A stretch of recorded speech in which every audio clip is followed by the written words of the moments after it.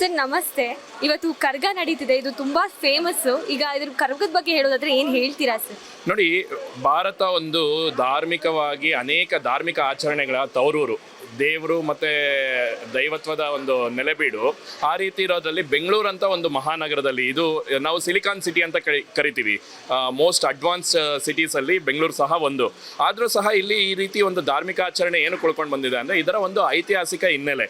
ಈ ಒಂದು ಕರಗ ಶಕ್ತ್ಯೋತ್ಸವನ ನಡೆಸೋದು ವೈನಿಕುಲ ಕ್ಷತ್ರಿಯರು ಅಂತ. ಈ ವೈನಿಕುಲ ಕ್ಷತ್ರಿಯರು ಅಂತ ಹೇಳಿದ್ರೆ ಯಾರು ಅಂದರೆ ಪಾಂಡವ, ಪಲ್ಲವ, ಚೋಳ, ಚಾಲುಕ್ಯ, ಚೇರ, ಈ ರಾಜ ಮನೆತನಗಳೇನು ಬರುತ್ತೆ ಇವ್ರನ್ನೆಲ್ಲ ವೈನಿಕುಲ ಕ್ಷತ್ರಿಯರು ಅಂತ ಕರೀತಾರೆ.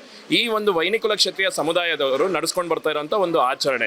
ಈ ಆಚರಣೆಯ ಮೂಲ ಉದ್ದೇಶ ಏನು ಅಂತ ಹೇಳಿದ್ರೆ ರಾಜ್ಯದಲ್ಲಿ ಸುಭಿಕ್ಷವಾಗಿ ಮಳೆ ಬೆಳೆ ಎಲ್ಲ ಸಮಯಕ್ಕೆ ಆಗಲಿ ಅನ್ನೋ ಉದ್ದೇಶಕ್ಕೆ ಹಿರಿಯರು ಮಾಡಿದಂಥ ಒಂದು ಪದ್ಧತಿ ಆಗಿರುತ್ತೆ. ಈ ಪದ್ಧತಿಗೆ ಮೂಲ ಆಧ್ಯಾತ್ಮಿಕ ಮೂಲ ಏನು ಅಂತ ಹೇಳಿದ್ರೆ, ಏನು ಮಹಾಭಾರತದಲ್ಲಿ ಕುರುಕ್ಷೇತ್ರ ಆದ ನಂತರ 38 ವರ್ಷಗಳ ಕಾಲ ಪಾಂಡವರು ರಾಜ್ಯಾಡಳಿತನ ಮಾಡ್ತಾ ಇರ್ತಾರೆ. ಆದರೆ ತುಂಬ ಭೀಕರವಾದಂಥ ಬರಗಾಲ ಈ ರೀತಿ ಹಿನ್ನೆಲೆಗಳಿದ್ದಾಗ ಅವರಿಗೆ ಕೃಷ್ಣ ಪರಮಾತ್ಮ ಒಂದು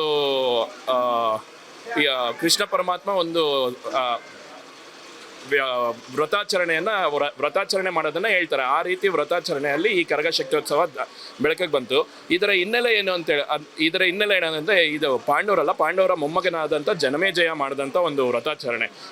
ಇದರ ಹಿನ್ನೆಲೆ ಏನು ಅಂತ ಹೇಳಿದ್ರೆ, ಪಾಂಡವರು ಕುರುಕ್ಷೇತ್ರ ಆದ ನಂತರ ಸ್ವರ್ಗಾರೋಹಣ ಮಾಡುವಂಥ ಸಮಯದಲ್ಲಿ ದ್ರೌಪದಿ ದೇವಿ ಮೂರ್ಛೆ ಹೋಗ್ತಾರೆ. ಆ ಮೂರ್ಛೆ ಹೋದಾಗ ತಿಮಿರಾಸುರ ಅನ್ನೋ ಒಂದು ರಾಕ್ಷಸ ದ್ರೌಪದಿ ದೇವಿ ಮೇಲೆ ದಾಳಿ ಮಾಡ್ತಾನೆ. ಆ ದಾಳಿಯ ಸಂದರ್ಭದಲ್ಲಿ ದ್ರೌಪದಿ ದೇವಿ ಬಂದು ಆದಿಶಕ್ತಿಯ ಒಂದು ಅಂಶ. ಆ ಆದಿಶಕ್ತಿ ರೂಪನ ತಾಳಿ ಅದರ ಮುಖಾಂತರವಾಗಿ ತನ್ನ ಹಣೆಯಿಂದ ಗೌಡ್ರನ್ನ, ಮತ್ತು ಕಿವಿಗಳಿಂದ ಯಜಮಾನರನ್ನ, ಮತ್ತು ತನ್ನ ತೋಳುಗಳಿಂದ ಗಣಾಚಾರಿಗಳನ್ನು, ನಾಲಿಗೆಯಿಂದ ಗಂಟೆ ಪೂಜಾರಿಗಳನ್ನು, ಮತ್ತು ತನ್ನ ಕೈಗಳಿಂದ ವೀರಕುಮಾರರನ್ನ, ಈ ರೀತಿ ಒಂದು ಸೈನ್ಯನ ಸ್ಥಾಪನೆ ಮಾಡಿ ತಿಮಿರಾಸುರನ್ನ ವಧೆ ಮಾಡಿದ ನಂತರ ಈ ತಾಯಿ ಮತ್ತೆ ಸ್ವರ್ಗದ ಕಡೆ ಮುಖ ಮಾಡಿದಾಗ ಈ ಎಲ್ಲ ವೀರಕುಮಾರರು ನಮ್ಮನ್ನು ಬಿಟ್ಟು ಹೋಗಬಾರ್ದು ಅಂತ ಅವರು ಅಲಗ ಸೇವೆ ಮಾಡ್ತಾರೆ. ಈಗಲೂ ನಿನ್ನೆ ರಾತ್ರಿ ಹಸಿ ಕರ್ಗ ನಡೀತಲ್ಲ, ಅದರಲ್ಲೂ ಎದೆಗೆ ಕತ್ತಿ ಮುಖಾಂತರ ಹೊಡ್ಕೊಳ್ಳೋ ಮುಖಾಂತರ ನಮ್ಮನ್ನು ಬಿಟ್ಟು ಹೋಗಬಾರ್ದು ಅಂತ ಅಲಗ ಸೇವೆ ಮಾಡ್ತಾರೆ.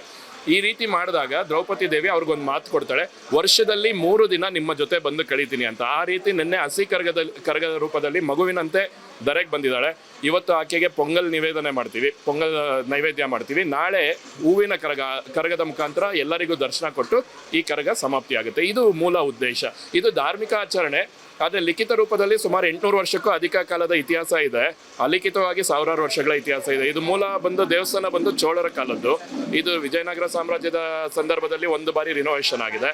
ಮತ್ತು ಮೈಸೂರು ಮಹಾರಾಜರ ಒಂದು ಆಡಳಿತದಲ್ಲಿ ಒಂದ್ಸತಿ ರಿನೋವೇಷನ್ ಆಗಿದೆ. ತೀರಾ ಇತ್ತೀಚೆಗೆ 20 ವರ್ಷಗಳ ಹಿಂದೆ ಒಂದ್ಸತಿ ರಿನೋವೇಷನ್ ಆಗಿದೆ. ದೇವಸ್ಥಾನದ ಮೂಲ ತುಂಬಾ ಪುರಾತನವಾದದ್ದು.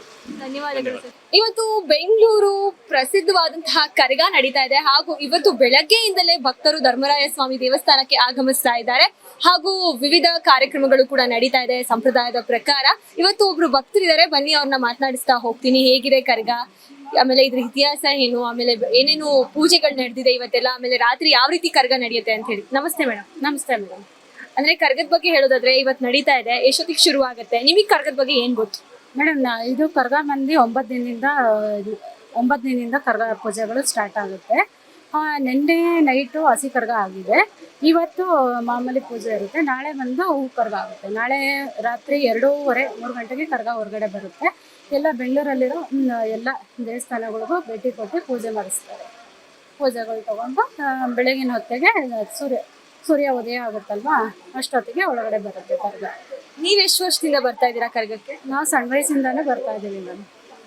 ನಮ್ಮ ತಾತ ಅಜ್ಜಿ ಅವ್ರ ಕಾಲದಿಂದನೂ ನಾವು ಅವ್ರ ಜೊತೆ ಬರ್ತಾ ಇದ್ದೀವಿ. ಏನ್ ವಿಶೇಷ ಕರಗದ್ದು ಅಂತ ಏನಾದ್ರು ಹೇಳೋದಾದ್ರೆ ಏನ್ ಹೇಳ್ತೀರಾ? ಕರಗದ ವಿಶೇಷ ಅದೇ ಮೇಡಮ್, ಇವಾಗ ನಮ್ಮ ದ್ರೌಪದಿ ಕರಗ ಚೈತ್ರ ಹುಣ್ಣಿಮೆ ಅಂದು 3 ದಿನ ಭೂಮಿಗೆ ಬರ್ತಾರೆ. ಭೂಮಿಗೆ ಬಂದು ನೆಲೆಸ್ತಾರೆ. ಆವಾಗ ಈ ವೀರಕುಮಾರರು ಅಂತ ಇರ್ತಾರಲ್ಲ, ಅವರೆಲ್ಲ ಇದು ತಗೊತಾರೆ, ಅವ್ರಿಗೆ ಪೂಜೆ ಅರ್ಪಿಸ್ತಾರೆ. ನಾನು ಭೂಮಿಗೆ ಬಂದು ನಾನು 3 ದಿನ ನೆಲೆ ಓಡ್ತೀನಿ. ಆಗ ಎಲ್ಲ ಪೂಜೆ ಎಲ್ಲ ತಗೊತೀನಿ ಅಂತ ಹೇಳ್ತಾರೆ.